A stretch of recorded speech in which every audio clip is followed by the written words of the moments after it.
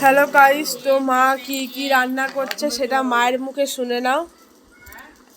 বলো মা, কি রান্না হচ্ছে?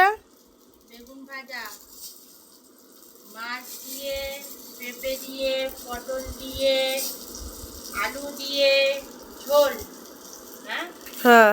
ভাত, ঠিক আছে। হুম মাছ ভাজা সুন্দর করে তোল, হুম মাছের ডিম।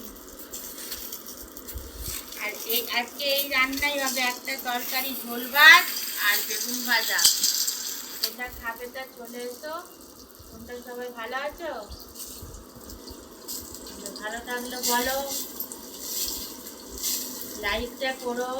তোমরা ঘোরার করে বলছি, আমাকে একটু এগিয়ে নিয়ে চলো। পারলে তোমরা খেতে চলে এসো আমার বাড়িতে। এই রান্না হচ্ছে।